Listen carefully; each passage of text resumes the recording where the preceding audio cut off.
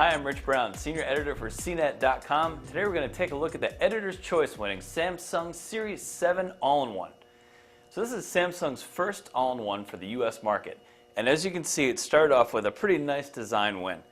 This is a really clean looking system. It's made entirely of brushed aluminum with a little bit of black plastic here at the bottom.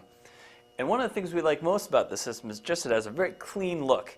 You can see it's nice and angular down here on the sides. It's pretty clean up front. The only one real ding we have for its design is this optical drive here. It's a DVD burner which sticks out from the front. It actually kind of makes sense because there's a series of buttons on the top here that you can use to control some basic functions of the system. But it still kind of creates this sort of protruding little piece that just kind of looks awkward. That said, we're willing to live with that little quirk just because the rest of the system is pretty well conceived. This is a touchscreen all-in-one, and Samsung's implementation is very well done. The screen is nice and responsive, but what we like best about it is the touch software that Samsung has come up with. Now you can actually launch the touch software with one of the buttons on the front of the system. Now it takes a minute to load the software once you first turn the system on, but after that first time you can easily shut down and move between the Windows environment. Now what we like most about this touch environment is how simple it is. The sidebar has some basic information. You've got weather, a clock, as well as a to-do list. But over here you can see a series of touch-specific and general apps that Samsung has pre-installed. You've got various media players, a browser, an RSS reader, and all pretty simple, straightforward stuff. You can also add icons to this environment from Windows, and it's a very simple process. Simply push this button here. Looks sort of familiar where the icons get the X mark next to them. And you go here to add an app for the desktop. We'll pick the user guide, drag it over here, go back into the touch environment, and you can see it's listed here on the second page. Now the other killer feature of the Series 7 is the flexibility of its display.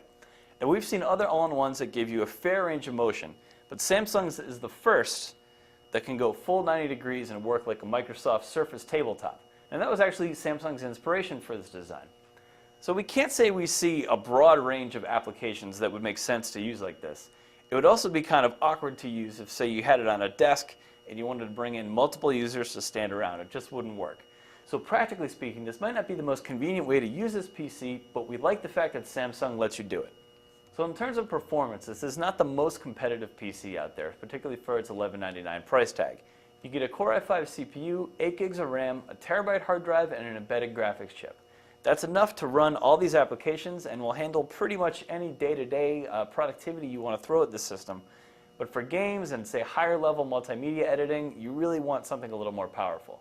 Now, for its price, that's a reasonable set of specs. The only thing that would really make this a steal is if it included a Blu-ray drive instead of the standard DVD burner. You get a pretty typical wireless mouse and keyboard. Down here on the right side, you get a USB 3 port as well as an SD card reader.